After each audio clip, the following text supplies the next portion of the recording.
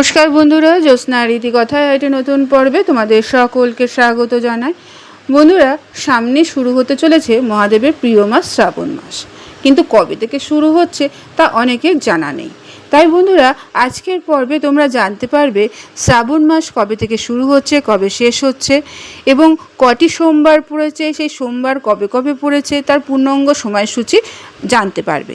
তার পাশাপাশি জানবে যে এই মাসে এত গুরুত্ব কেন, এই মাসে আমাদের কি কি করা উচিত।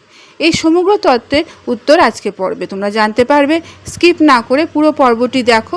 ভালো লাগলে অবশ্যই শেয়ার করে দেবে, লাইক করে দেবে এবং পরবর্তী ভিডিও পাওয়ার জন্য পাশের বেল আইকনটি অবশ্যই প্রেস করে রাখবে। তাহলে চলো আজকের পর্বটি শুরু করা যাক। বন্ধুরা, গ্রীষ্মের দাবদাহ শেষে বর্ষার আগমনী বার্তা আসতেই সনাতন ধর্মাবলম্বীদের মনে বেজে ওঠে শিবের প্রিয় মাস শ্রাবণ মাস। দেবাদিদেব মহাদেবকে উৎসর্গিত শ্রাবণ মাস শুরু হতেই আরও মাত্রা কয়েক গুণ বেড়ে যায়। হিন্দু ধর্মে এই গোটা মাস জুড়েই চলে নানা ধর্মীয় আচার অনুষ্ঠান, ভোলে বাবার আরাধনা। দেশের বিভিন্ন প্রান্তে শিব মন্দিরগুলিতে এই সময় ভক্তদের ঢল নেমে আসে।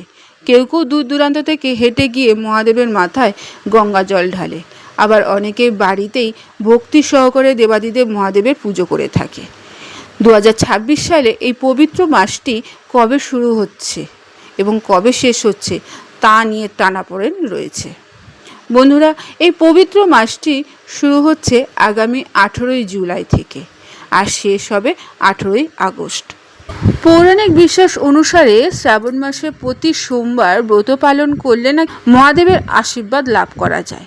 এবারে শ্রাবণ মাসে ভক্তদের জন্য রয়েছে একটি দারুণ সুখবর, কারণ এই বছর গোটা মাসে 4টি সোমবার নয় 5টি সোমবারের সংযোগ তৈরি হয়েছে। তাই ভক্তরা 5টি সোমবার পালন করতে পারবে।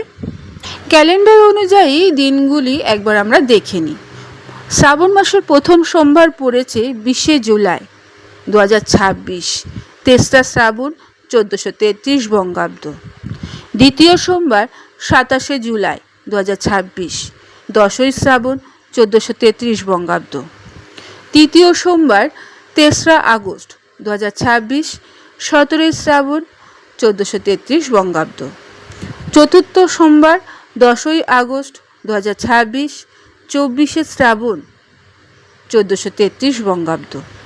পঞ্চম এবং শেষ সোমবার 17ই আগস্ট 2026, 31শে শ্রাবণ 1433 বঙ্গাব্দ। বন্ধুরা, বাংলা ক্যালেন্ডার অনুযায়ী সমস্ত মাসের মধ্যে শ্রাবণ মাস অত্যন্ত গুরুত্বপূর্ণ। পৌরাণিক ইতিহাস ঘাটলে জানা যায় যে এই শ্রাবণ মাসেই সমুদ্র মন্থন ঘটেছিল।